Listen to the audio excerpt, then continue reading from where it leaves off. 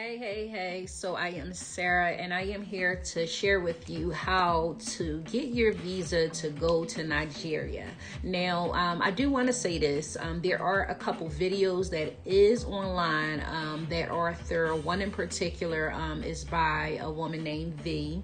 When I tell you she's like very thorough, very thorough. So a lot of this information is going to be repetitive, but because I had a different experience, I am still going to share it. But if you watched her video already and your time restraints, you don't have to watch this video. But I did have a different experience, somewhat a different experience. So I just wanted to share it, but I am going to repeat all the steps that I went through. At this point, you're laughing at me like, do I have my passport? Of course I have my passport. You're considering traveling out the country. Okay, so you have your passport, but do you know where it is? I know me.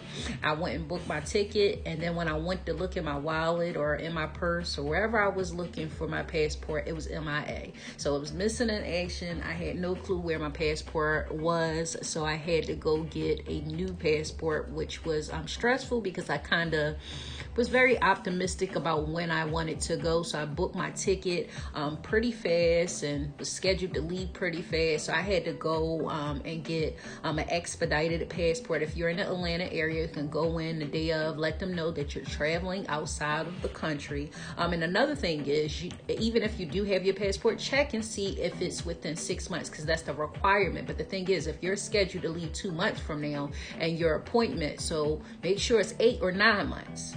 Now that you figured out that your passport is, within the expiration date that they require, and you know where it is, unlike me, don't do it my way, the way I did it and not paying attention. Now you do want to book your ticket, because this is going to be a requirement when you go in to get your visa.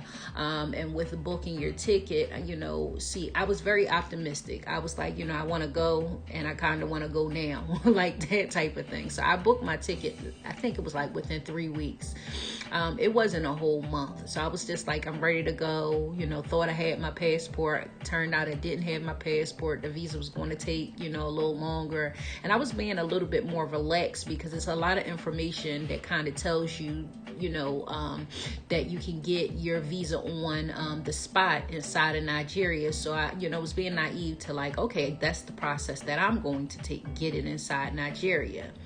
This point is crunch time, because I didn't get, I looked online and I realized that was not the way to go. That's actually around the time that I came across V's video, and she, kind of walked through the process. And I still was kind of dragging my feet, because I'm, again, like, I'm a make it happen person. I'm going to make it happen. I'm going to get there. I'm going to do visa on demand, because I'm a business owner. I thought I was, because the business owners, they do have business visas on demand, but I'm not that big of a business, so it wasn't that deep. I couldn't really do that process.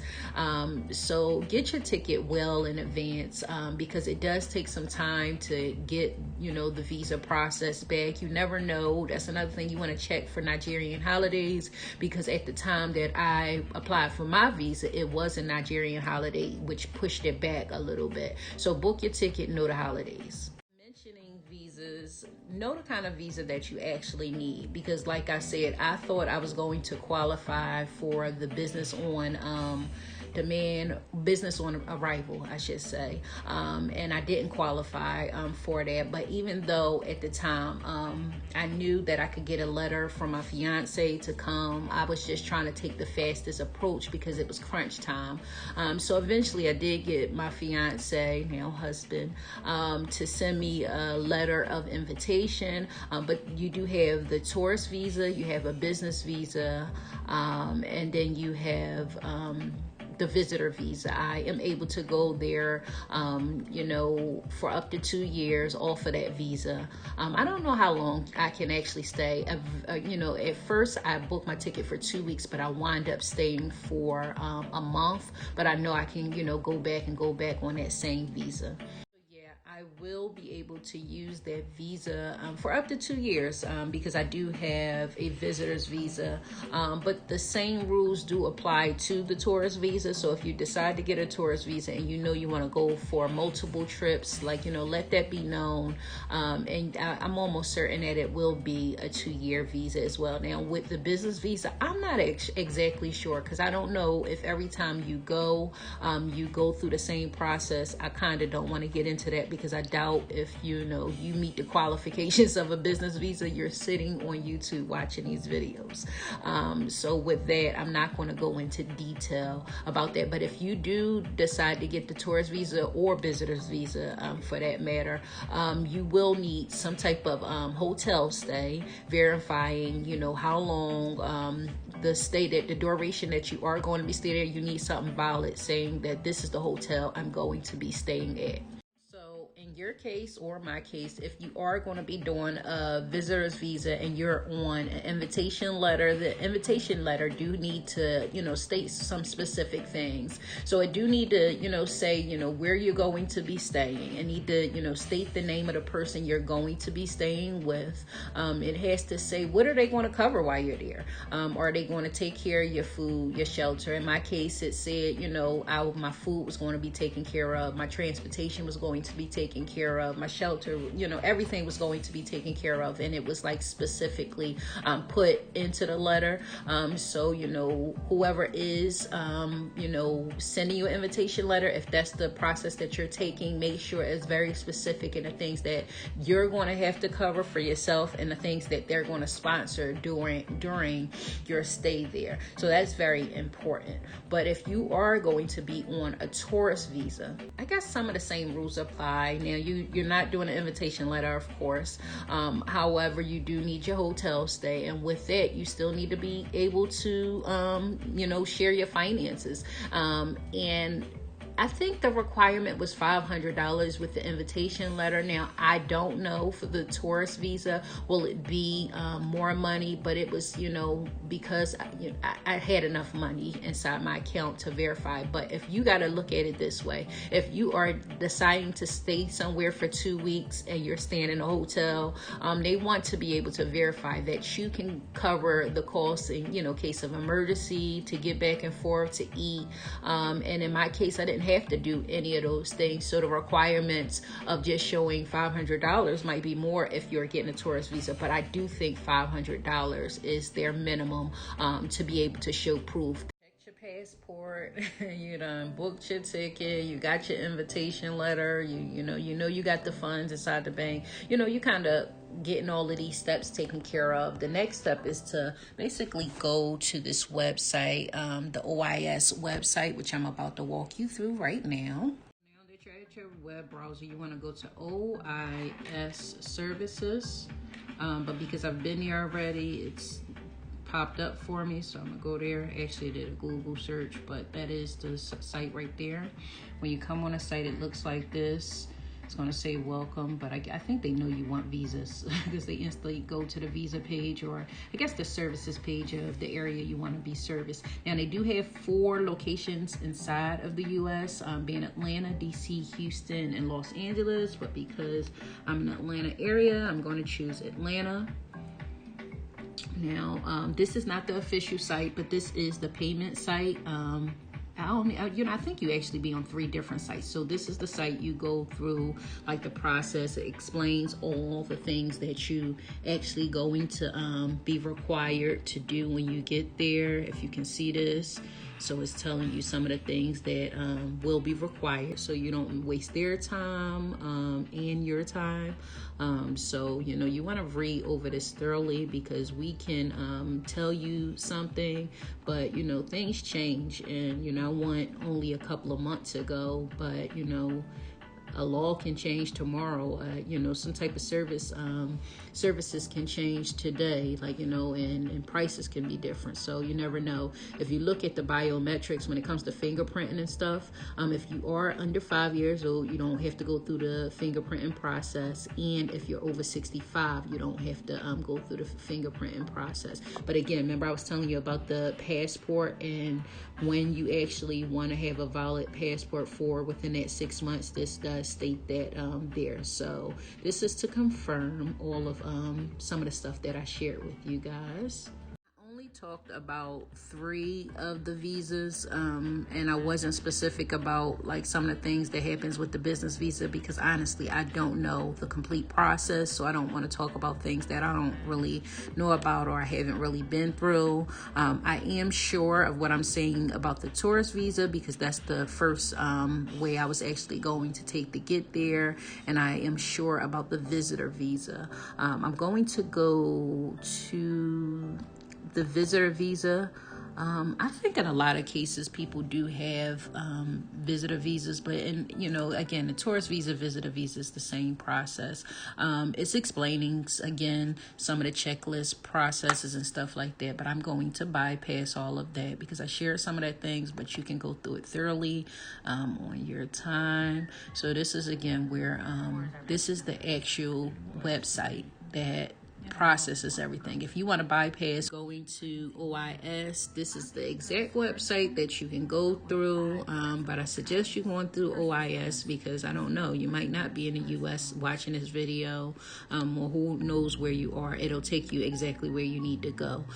So you can go through the OIS first, but if you want to go straight to the immigration.gov.ng, you can definitely go there and go through this process. This wouldn't be this not the home page, but this is taking you to the visa page. So again, I'm going to go to, I think in this case, it's just telling you the country. So I'm going to go all the way down to the US. It's very blurry. Sorry about that. I'm not going to fix it though, because I want to get through it. Now, this is starting the application, so it's basically making me say whatever it's making me say. Sadly, I don't read that stuff. Cover, I'm still not done the video, is payment. So it is going to cost you $160. This is where you're going to make the first payment through the Nigerian site. And again, this is the site that's just getting your payment, and once you're done with this, it will take you back to the Nigerian government site. So right here, you'll be paying $160 if you are a US citizen. So I'm only talking about if you're a US citizen, and then after you leave this page, it'll take you back. It's not going to direct me back there because again, I've been through the process. I'm not going through the process, so I guess I can't show you too much more of the website. Can't show you too much on the website because I have to actually go through the process, and I don't need the visa because I have it already. So going through that process, you will have to pay the $160 there. You will be required to pay additional $90 in person at the actual location. If you're in Atlanta, Houston, wherever you are in the US, one of the 4 locations, you'll be required to pay that additional $90 in the services fees. And when I tell you they charge for everything, they charge you for everything. So if you need to print something out, that's going to be $2. This is for the Atlanta office. If you need to do anything, get on the internet or something like that, I believe it costs to get on a computer. No, it didn't cost to get on a computer, but if you need to print something, they will charge you. So try to print all of your documents before you get there. And it's a confirmation page of the payment that you made, the application, and your invitation letter. Any other documents they basically say that you need. I mean, it's kind of written out for you once you actually start going through the process. Let me think. Again, be prepared to do your fingerprinting. Again, I did not make an appointment. I, decided I wanted to, show up, and they did take in walk-ins, but try to make an appointment. But it's a pretty, I don't know if it's like a different times that it was busy, but it wasn't busy inside the office at all. The people there were very nice, and the reason I'm gonna say they were very nice is I kind of understand Nigerians now, and they're just like, let's get to, like, they're like New Yorkers. That's exactly how they are. Like, let's get this done. Let's get to the point. So they're pretty nice in there. They're very thorough. So make sure you have all of that, and your fingerprinting and stuff will take place at that time. Another thing, So, okay, for me, again, I was pressed for time. I literally, when I say I played too much, I played too much. I didn't go until 10 days before it was time for me to leave. It suggested to go at least 2 weeks or more to try to go through the visa process. So it was no way I was going to make my flight. So I actually had to cancel my flight, and I wind up, having to pay additional money to change my flight, of course. And it came, I was scheduled to leave on a Saturday, and the visa, they said it was going to be there on a Friday, and it got there that Thursday evening, so I couldn't pick it up until that Friday. So please do it in advance so you don't run into the same issues that I ran into, and make sure you have your return envelope. Now, if you're going to go through all of this, please don't just go and get no stamp and no regular envelope. Spend the, I guess, $6 or $7 on a priority envelope, that's self-addressed, that you can get some type of verification. It's not like a certified letter, but at least they can scan it, and you can get it in 2 or 3 days. It's better than regular everyday postal mail. I guess, what is that, first class mail? Don't do first class mail. Please spend the $5 or $6 or $7 if it's that, to get you that envelope. In my case, I didn't do that, but I actually did do it, but I had no intent for them actually mailing it to me. In my head, I was going to be able to pick it up, and thank God that worked out, because if they would have had to mail it to me, I would have been out of luck. So that did work in my favor. So make sure you get a good envelope to send your stuff in.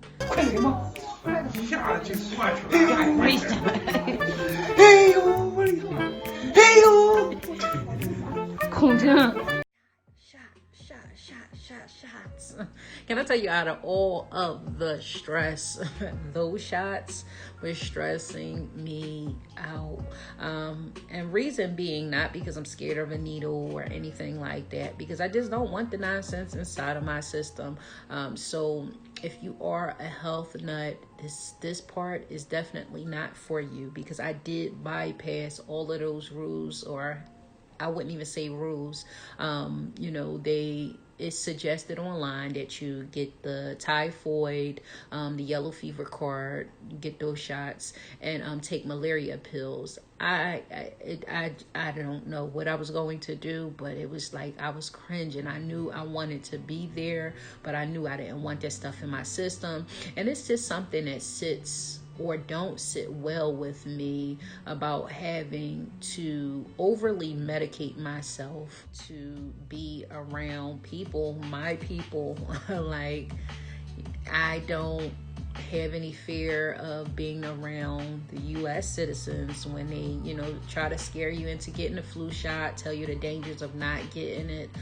So if you are, a health nut, I get it. But I'm just not one of those people. I don't want the stuff in my system. And because of it, I'm going to say I don't get sick, but I know I can get sick. And you do need to be careful, because you are visiting a foreign place you've never been to. So anytime you go into somewhere you never been to before, you got to do your homework. So if it is for you, they suggest you get the typhoid shots, the yellow fever shot, and take the malaria pills. The yellow fever card, they do not check for. They did not check for any of the above. They didn't.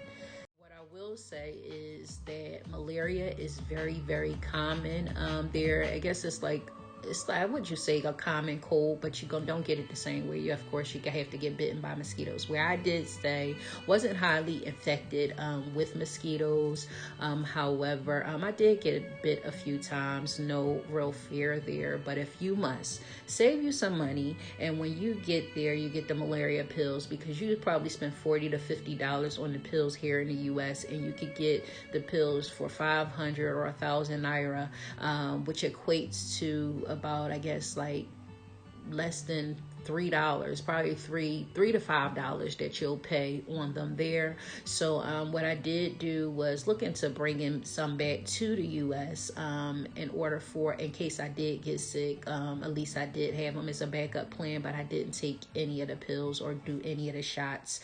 So consider it. That's the most important thing. Is everything scared me into thinking that I need to spend the extra hundreds of dollars to get the shots. And I think that's what's different about this video. It's just sharing that I did not take not one shot, not one pill. I've been back now for about 2 weeks. I'm completely healthy. I'm completely fine.